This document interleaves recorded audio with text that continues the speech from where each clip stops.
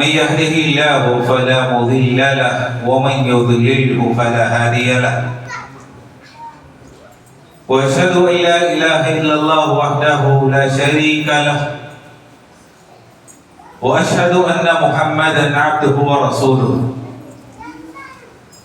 يا أيها الذين آمنوا اتقوا الله حق تقاته ولا تموتن إلا وأنتم مسلمون يا أيها الناس اتقوا ربكم الذي خلقكم من نفس واحدة وخلق منها زوجها وبث منهما رجالا كثيرا ونساء واتقوا الله الذي تساءلون به والأرحام إن الله كان عليكم رقيبا يا أيها الذين آمنوا اتقوا الله وقولوا قولا سديدا يصلح لكم أعمالكم ويغفر لكم ذنوبكم ومن يطع الله ورسوله فقد فاز فوزا عظيما أما بعد فإن خير الحديث كتاب الله وخير الهدي هدي محمد صلى الله عليه وسلم وشر الأمور محدثاتها وكل محدثة بدعة وكل بدعة ضلالة وكل ضلالة في النار. أعوذ بالله السميع العليم من الشيطان الرجيم من حمزه ونفخه ونفثه. اليوم أكملت لكم دينكم وأتممت عليكم نعمتي ورضيت لكم الإسلام دينا. ہر قسم کی حمد و ثنا تعریف و توصیف احکم الحاکمین رب العالمین خالق کائنات اور معبود حقیقی کے لیے سزاوار ہے. درود اور سلامتی نازل ہو سارے انبیاء پر اور خصوصاً آخری نبی محمد رسول اللہ صلی اللہ علیہ وسلم کی ذات مبارکہ پر صلوات ربی و سلام و برکاتہ علیہ. برادران اسلام، ہم اس بات سے بخوبی واقف ہیں کہ اللہ تعالیٰ نے مسلمانوں کو جو شریعت جو دین عطا کیا ہے ایک کامل اور مکمل دین ہے. اس دین میں کوئی نئی چیز کے اضافے کی حاجت اور ضرورت نہیں. اللہ نے آخرت میں نجات پانے کے لیے جو چیزیں ضروری ہیں اس کو بھی وعدے کیا اور دنیا میں کامیاب ہونے کے لیے جو چیزیں ضروری ہیں اللہ نے اس کو بھی وعدے کیا. ابو ذر غفاری رضی اللہ تعالیٰ عنہ کی روایت ہے، وہ فرماتے ہیں کہ رسول اللہ صلی اللہ علیہ وسلم نے فرمایا کہ جنت سے قریب کرنے والی جتنی چیزیں ہیں وہ میں نے تم کو بتا دی ہیں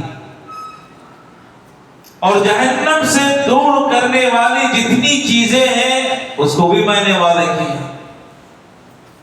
یہاں تک کہ ابو ذر غفاری رضی اللہ تعالیٰ فرماتے ہیں کہ اگر کوئی پرندہ آسمان میں اڑتا ہے اور اس کی جانکاری اس کا علم حاصل کرنے میں امت کی کوئی بھلائی ہے، امت کی کوئی خیر ہے، تو اللہ کے نبی علیہ السلام نے اس کو بھی بتا دیا.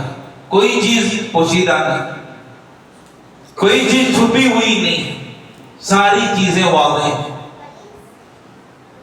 اب یہ مسلمانوں کا کام ہے کہ یہ جو شریعت اللہ نے ہم کو عطا کی ہے، ہم کو دی ہے، اس پر عمل کریں، اپنی زندگی میں لائیں اور اللہ کی نافرمانی کے جتنے کام ہیں اس سے اجتناب کریں.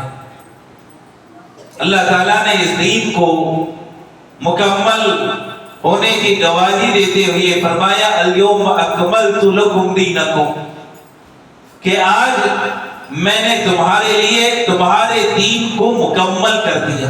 دین مکمل ہے، شریعت کامل ہے. وَأَتْمَمْتُ عَلَيْكُمْ نِعْمَتِي، اور میں نے تم پر اپنی نعمت کو تمام کر دیا ہے. نعمت تمام ہے، دین مکمل ہے. اور اللہ تعالیٰ آگے فرماتے ہیں وَرَضِيتُ لَكُمُ الْإِسْلَامَ دِينًا، میں تمہارے لیے بطور دین کو اسلام اختیار کیا ہے. اگر کوئی اسلام کو چھوڑ کر کوئی اور دین پر عمل کرے گا، کوئی اور شریعت کو اختیار کرے گا تو اللہ قبول نہیں کرے گا. قرآن مجید کی ایک اور آیت میں اللہ نے فرمایا فَمَن يَبْتَغِ غَيْرَ الْإِسْلَامِ دِينًا فَلَن يُقْبَلَ مِنْهُ، کہ شریعت اسلام کو چھوڑ کر کوئی اور دین اپناتا ہے، اختیار کرتا ہے، تو اللہ تعالیٰ اس کے اس دین کو قبول نہیں کرے گا. تو شریعت پر عمل کرنا واجب اور ضروری ہے، اور شریعت پر عمل کرنے میں یہ بھی داخل ہے کہ ہم اوروں کی مشابہت سے اپنے آپ کو بچائیں. کافروں کی مشابہت اختیار کرنا، یہود اور نصارہ کے طریقے اپنی زندگی میں اختیار کرنا، اپنی زندگی میں لانا، اس سے نبی علیہ السلام نے منع کر دیا، روک دیا. اللہ کے نبی علیہ السلام فرماتے ہیں من تشبہ بقوم فهو منهم، جو آدمی کسی قوم کے مشابہت اختیار کرتا ہے تو اللہ تعالیٰ اس کو انہی میں بنا دیتا ہے. اس کا حشر اسی میں، اس کا مرنا انہی کے ساتھ اور اس کا جینا انہی کے ساتھ. من تشبہ بقوم، جس قوم کی مشابہت مسلمان اختیار کرے، اپنا لے، گویا کہ اس کا شمار انہی کے ساتھ. کافروں کی مشابہت اختیار کر لیا تو گویا کہ انہی کے ساتھ اٹھایا جائے گا. یہود اور عیسائیوں کی مشابہت اختیار کرتا ہے تو انہی کے ساتھ اٹھایا جائے گا. من تشبہ بقوم، جس قوم کے ساتھ کوئی آدمی مشابہت اختیار کرتا ہے، اس کا حشر، اس کا اٹھایا جانا انہی کے ساتھ ہوگا، اس کا شمار انہی کے ساتھ ہوگا.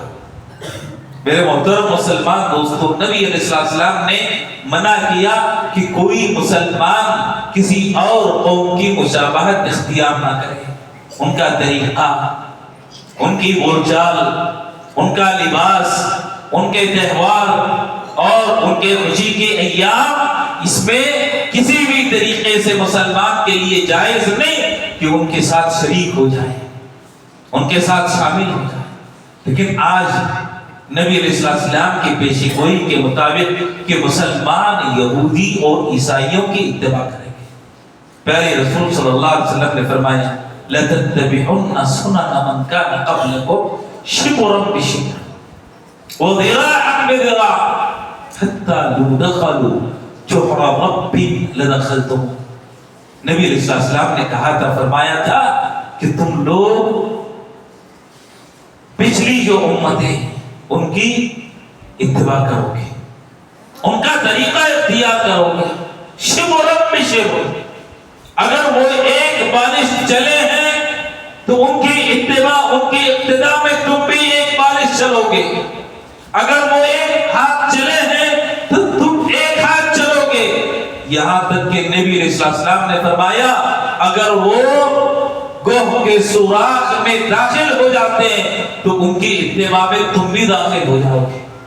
ایک اور حدیث کے الفاظ ہیں، یہاں تک کہ اگر ان میں کا کوئی شخص، ان میں کا کوئی آدمی اپنی ماں سے زنا کرتا ہے تو ان کی اقتداء کرتے ہوئے تم بھی اپنی ماں سے زنا کرتے ہو.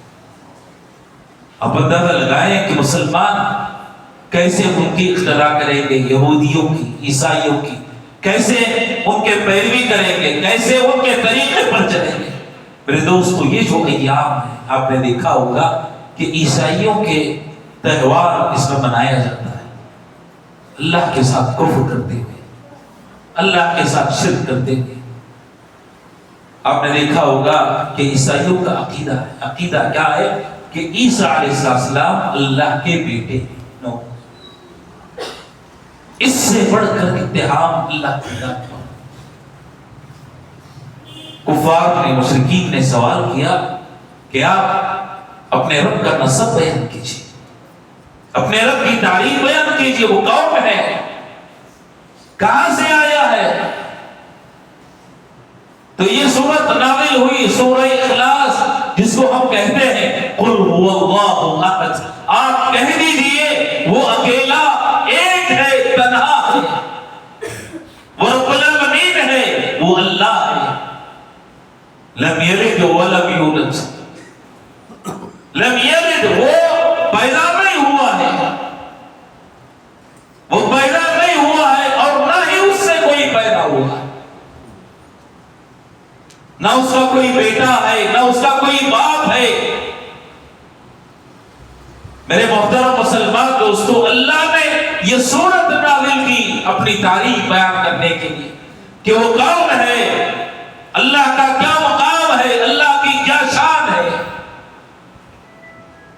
اور وہ اللہ بے نیاز ہے، کسی چیز کا محتاج نہیں، نہ بچوں کا، نہ باپ کا، نہ بیوی کا، کسی چیز کا رب العالمین محتاج نہیں، وہ بے نیاز ہے، ساری کائنات سے بے نیاز ہے۔ اگر ساری کائنات مل کر اللہ کی نافرمانی کرتی ہے تو رب کا اس سے کچھ بگڑنے والا نہیں، ساری کائنات مل کر اللہ کی عبادت کرتی ہے تو اس سے رب کا کوئی فائدہ ہونے والا نہیں۔ وہ رب بے نیاز ہے اور اس کے جیسا کوئی نہیں، وَلَمْ يَكُنْ لَهُ کفوا احد، اس کا کوئی کفو نہیں، اس کا کوئی شریک نہیں، اس کی کوئی مثل نہیں۔ اللہ تعالیٰ نے یہ سورت نازل فرمائی اپنی تعریف بیان کرنے کے لیے۔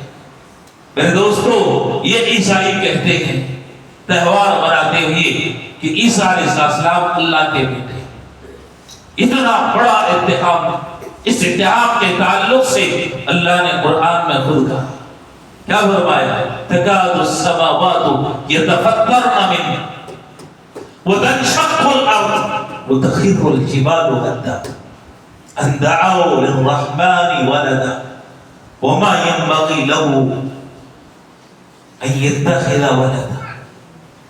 تکاد السماوات یتفطرن، اتنا بڑا جرم، اتنی بڑی معصیت، اتنا کبیرہ گناہ کہ اللہ تعالیٰ نے فرمایا کہ قریب ہے کہ اس گناہ کی وجہ سے، اس قول کی وجہ سے آسمان پھٹ جائے، آسمان پھٹ سکتا ہے اور زمین اپنی جگہ سے ہل سکتی ہے، پہاڑ گر کر ریزہ ریزہ ہو سکتے ہیں۔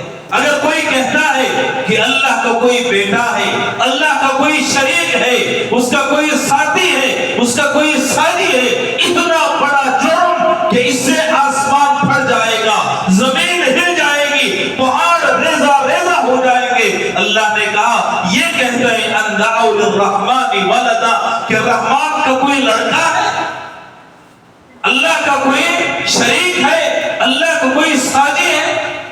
اتنا بدترین جرم، اتنا بڑا گناہ۔ میرے محترم مسلمان دوستو، اس تہوار کے موقع پر مبارکبادیاں پیش کرنا اور مٹھائیوں کا تبادلہ کرنا، ان کے ساتھ شریک ہونا، اس سے بڑھ کر کوئی جرم ہو سکتا ہے؟ اس سے بڑھ کر کوئی گناہ ہو سکتا ہے؟ اور انہی عیسائیوں کی مشابہت کرتے ہوئے آپ نے دیکھا ہوگا بہت سارے مسلمان سال کا اختتام ہوتا ہے، نیا سال شروع ہوتا ہے، پتہ نہیں کیسے کیسے حرکتیں کرتے ہیں، ناچنا، گانا، خوشیاں منانا۔ انسان کس پہ خوشی منائے؟ ایک سال زندگی کا کم ہو گیا، انسان کس پہ خوشی منائے؟ موت سے انسان قریب ہوتا ہے، اس پر انسان خوشی منائے۔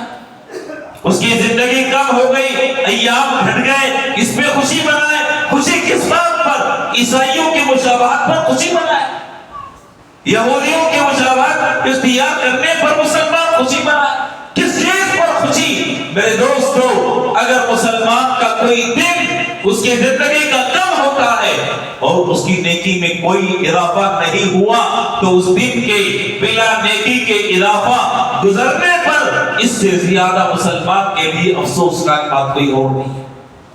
افسوس کی بات ہے کہ ایک دن کم ہو گیا لیکن نیکی میں اضافہ نہیں ہوا، اس کی زندگی کا ایک مہینہ ختم ہو گیا، ایک سال گزر گیا لیکن نیکیوں میں اضافہ نہیں ہوا۔ اسی لیے علماء کہا کرتے تھے کہ مسلمانوں دنیا میں رات میں بستر پر سونے کے لیے جب جاتے ہو تو اپنے نفس کا سب سے پہلے محاسبہ کرو. خوشیاں منانے سے پہلے، کسی کے تہوار میں شریک ہونے سے پہلے، اپنی زندگی کا 1 سال کم ہونے پر سب سے پہلے، خوشی منانے سے پہلے اپنی زندگی کا محاسبہ کرو. کیا ہماری زندگی میں اعمال کا، نیکیوں کا اضافہ ہوا ہے؟ ہمارے گناہ کم ہو گئے؟ ہم نے اللہ کے دربار میں توبہ اور استغفار کر لیا؟ کس بات کی ہم خوشی منائیں؟ میرے محترم مسلمان دوستو، امام ابن قیم رحمہ اللہ فرماتے ہیں انسان کی زندگی چلتے رہتی ہے، دوڑتے رہتی ہے، لیکن چلتی ہوئی اس زندگی میں کوئی ایک گھڑی ایسی ہونی چاہیے جو انسان اپنے رب کے لیے مختص کرے، اپنے اللہ کے لیے، اس کے اور رب کے درمیان کوئی نہ ہو. وہ بیٹھے رب کے ساتھ سرگوشی کرے، استغفار کرے، توبہ کرے، اپنے نفس کا محاسبہ کرے، اس کے اور رب کے درمیان کوئی نہ ہو. اس کی زندگی کے 24 گھنٹوں میں سے دن کے 1 گھنٹہ، 1 گھڑی، 1 ساعت ایسی ہونی چاہیے کہ بندہ بیٹھ جائے، اپنے رب سے اپنا تعلق مضبوط کرنے کی کوشش کرے. وہ فرماتے ہیں کہ اس کے لیے سب سے بہترین وقت انسان سونے کے لیے بستر پر چلا جاتا ہے، اپنے سارے کاموں کو اس نے انجام دے دیا، ساری مصروفیات سے فارغ ہو گیا، بیٹھ جاتا ہے، سونا باقی ہے. اور آپ جانتے ہیں کہ سونا موت کا ایک حصہ ہے. انسان جب سوتا ہے تو گویا کہ موت کی آغوش میں ہو جاتا ہے، احساس ختم ہو جاتا ہے، شعور ختم ہو جاتا ہے. اسی لیے اللہ تعالیٰ نے قرآن مجید میں فرمایا کہ انسان جب سو جاتا ہے تو ہم اس کی روح کو اس سے جدا کرتے ہیں. صبح میں جس کی زندگی مقصود ہوتی ہے اللہ اس کی روح کو لوٹاتا ہے، اللہ اس کی روح کو لوٹاتا ہے. اور اگر کسی کی موت لکھی ہوئی ہے تو اللہ اس کی روح کو واپس نہیں کرتا. تو گویا سونا موت کی آغوش میں جانا ہے. موت کی آغوش میں جانے سے پہلے انسان اپنی مصروفیات سے فارغ ہو جاتا ہے، بستر پر آتا ہے. اس کو چاہیے کہ اپنے نفس کا محاسبہ کرے، اپنا جائزہ لے کہ آج میں 60 سال کا ہو چکا ہوں، 50 سال کا ہو چکا ہوں، 40 سال میں نے اپنی زندگی کی گزار لیے ہیں. یہ زندگی میں نے کیسے گزاری ہے؟ آیا رب کو راضی کرنے والے کوئی کام کیے؟ اللہ مجھ سے راضی ہے، اللہ مجھ سے خوش ہے. انسان اپنے بارے میں، اپنے نفس سے بارے میں خود سے زیادہ، دوسروں سے زیادہ جانتا ہے. خود سے زیادہ کوئی اور نہیں جان سکتا. میں اپنے بارے میں سب سے زیادہ جانتا ہوں. مجھے معلوم ہے کہ میں نے کیا کرتوت کیے، میرے اعمال کیسے ہیں. آیا میرے اعمال سے میرا رب خوش ہے؟ میرے بارے میں سب سے زیادہ جاننے والا میں ہوں. رات میں بیٹھ جائے، اپنے نفس کا محاسبہ کرے اور دیکھے کہ میری نیکیاں کتنی ہیں، گناہ کتنے ہیں. کہ قیامت کے دن آؤں گا رب کے سامنے حساب دینے کے لیے، میرے اعمال ترازو میں تولنے کے لیے رکھے جائیں گے. کہیں ایسا نہ ہو کہ گناہوں کا پلڑا بھاری ہو جائے. رات کی تنہائی میں بستر پر سوتے ہوئے انسان کو اپنے نفس کا محاسبہ کرنا چاہیے. امام ابن قیم رحمہ اللہ فرماتے کہتے ہیں کہ سونے سے پہلے اللہ کے دربار میں توبہ کر لیں، معافی مانگ لیں. کیا ہوگا؟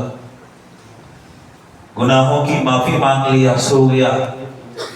یوں سمجھ لیجئے کہ اگر اللہ نے اس کی روح کو نہیں لوٹایا، موت آ جائے گی تو توبہ کی حالت میں آئے گی.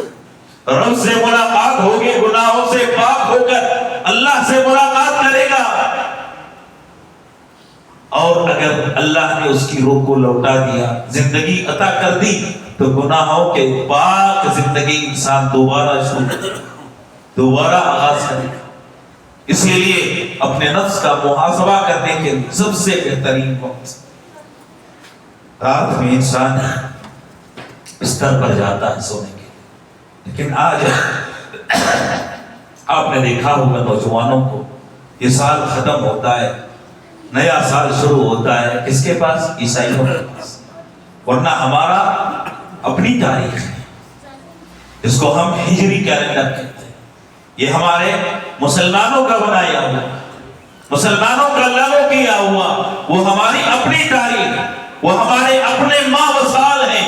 عیسائیوں کے اتباع میں ایک سال ختم ہوتا ہے، سال شروع ہوتا ہے، نوجوان ناچنے لگتے ہیں، گانے لگتے ہیں، خرافات پتہ نہیں کیسی کیسی حرکتیں کرتے ہیں۔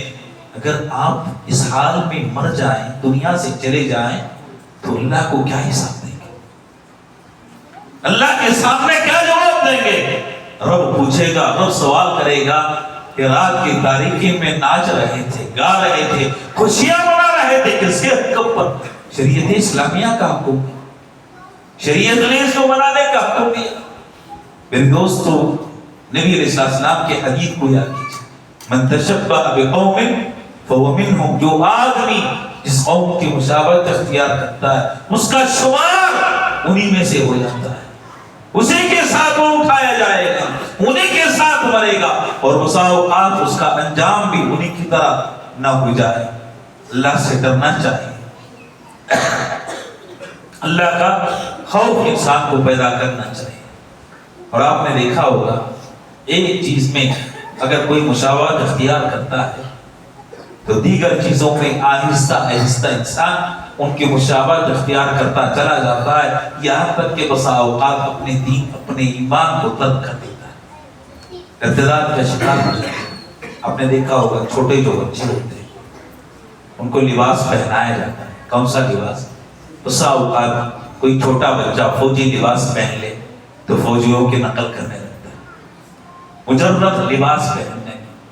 اگر کوئی پولیس کا لباس پہن لے تو پولیس کی جو حرکتیں ہوتی ہیں ان کی حرکتوں کی نقل کرنے لگتا ہے، ان کی عادتیں، ان کے اطوار، ان کے طور طریقے یہ بچے میں آ جاتے ہیں غیر شعوری طور پر۔ جن کا لباس وہ پہنتا ہے اس کی عادتیں، اس کے اخلاق، اس کے اطوار غیر شعوری طور پر اس میں سرایت کر جاتے ہیں۔ آپ اندازہ لگائیں یہ لباس میں بسا اوقات مشابہت اختیار کرنے کا انجام ہے۔ لباس کے علاوہ اگر دیگر چیزوں میں کوئی مسلمان مشابہت اختیار کرتا ہے تو کیا غیر شعوری طور پر ان کے دین میں داخل نہیں ہو جائے؟ اللہ کے ساتھ شرک کرنے میں کیا ان کے ساتھ تعاون نہیں کرے گا؟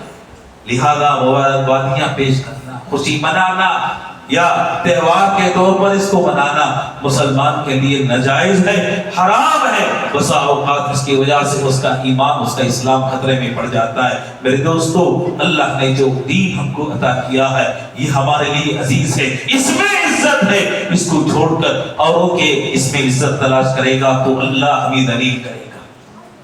عمر فاروق رضی اللہ تعالیٰ کا اثر ہے، اس کو بیان کر کے اپنی بات کو ختم کروں۔ بیت المقدس جب فتح ہوا عمر فاروق کے زمانے میں، عیسائیوں نے شرط رکھی کہ ہم جامعہ دینے کے لیے، مسلمانوں کے حوالے کرنے کے لیے تیار ہیں، لیکن ہماری ایک شرط ہے کہ آپ کے جو خلیفہ ہیں امیر المومنین وہ آئیں اور ہم سے چابیاں لے لیں۔ عمر فاروق رضی اللہ تعالیٰ کو بات سنائی گئی، خلیفہ تھے، نکل پڑے مدینے سے، بیت المقدس کے قریب پہنچتے ہیں، سارے عیسائی استقبال کے لیے کھڑے ہوئے ہیں۔ نہر ہے درمیان میں عیسائی اور مسلمانوں کے، نہر کو پار کرنا ہے۔ امیر المومنین عمر فاروق رضی اللہ تعالیٰ اپنے چپل اتار لیتے ہیں، چپل ایک لکڑی میں رکھ لیتے ہیں اور اس لکڑی کو اپنے گدھے پر رکھتے ہیں۔ ابو عبیدہ بن جراح رضی اللہ تعالیٰ عظیم صحابی کے اندر دیکھتے ہیں کہ مسلمانوں کا خلیفہ امیر عیسائی کے سردار استقبال کے لیے کھڑے ہوئے نہر کے کنارے، نہر پار کرنے کے لیے اپنے چپل اتارتا ہے اور ان چپلوں کو لاٹھی میں رکھ کر اس لاٹھی کو اپنے گدھے پر رکھے ہوئے ہیں، اور لباس بھی ایسے کہ کئی جگہ سے پیون لگے ہوئے ہیں۔ ابو عبیدہ بن جراح رضی اللہ تعالیٰ عنہ نے مشورہ دیا، کہا کہ امیر المومنین اگر آپ اپنا لباس بدل لیں اور اپنے جو ہیئت ہے قدموں پر آپ نے اپنے جوتے رکھے ہوئے ہیں اس کو نکال کر کسی اور کے حوالے کر دیں، کیونکہ اس کی وجہ سے ہو سکتا ہے کہ عیسائیوں پر برا اثر پڑے۔ امیر المومنین عمر فاروق رضی اللہ تعالیٰ عنہ نے غصے سے ابو عبیدہ جراح رضی اللہ تعالیٰ عنہ کو دیکھا اور فرمایا او غیر ذلک یا ابا عبیدہ کہ ابو عبیدہ یہ بات تمہارے علاوہ کوئی اور کہتا تو اس کو بڑی سخت سزا دیتا، مقام عبرت بنا دیتا. تم نبی علیہ السلام کے عظیم صحابی ہو. اس کے بعد ایک تاریخی جملہ فرمایا لقد اعزنا اللہ بالاسلام فمهما ابتغينا العزة بغير ما اعزنا اللہ اضلنا اللہ. اللہ نے جو عزت کو دی ہے کس کی وجہ سے؟ اسلام کی وجہ سے، دین کی وجہ سے، شریعت کی وجہ سے. اگر ہم نے اسلام کو چھوڑ کر کسی اور چیز میں عزت تلاش کیا تو اللہ ہم کو ذلیل اور رسوا کرے گا.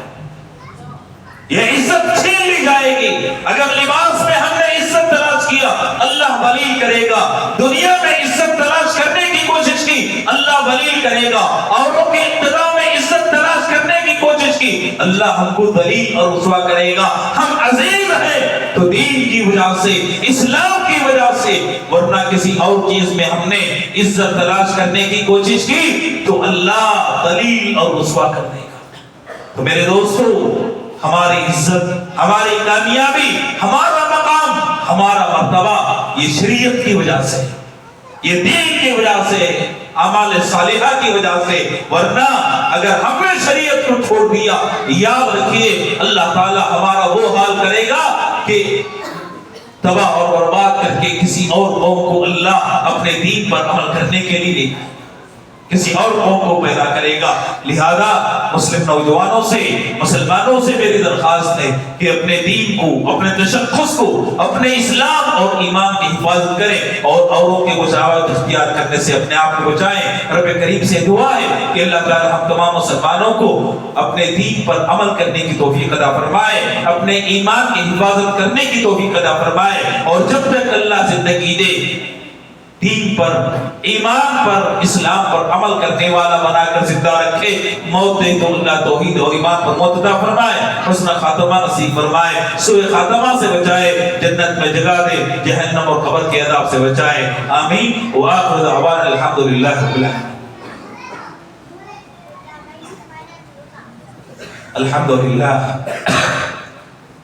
الحمدللہ نحمده ونستعینه ونستغفره ونعوذ بالله من شرور أنفسنا ومن سيئات أعمالنا. من يهده الله فلا مضل له ومن يضلله فلا هادي له. وأشهد أن لا إله إلا الله وحده لا شريك له وأشهد أن محمدا عبده ورسوله. أعوذ بالله من الشيطان الرجيم. إن الله وملائكته يصلون على النبي يا أيها الذين آمنوا صلوا عليه وسلموا تسليما. اللهم صل على محمد وعلى آل محمد كما صليت على إبراهيم وعلى آل إبراهيم إنك حميد مجيد. اللهم بارك على محمد وعلى آل محمد كما باركت على إبراهيم وعلى آل إبراهيم إنك حميد مجيد. عباد الله رحمني ورحمكم الله، إن الله يأمر بالعدل والإحسان وإيتاء ذي القربى وينهى عن الفحشاء والمنكر والبغي يعظكم لعلكم تذكرون. فاذكروا الله يذكركم وادعوه يستجب لكم ولذكر الله أكبر والله يعلم ما تصنعون.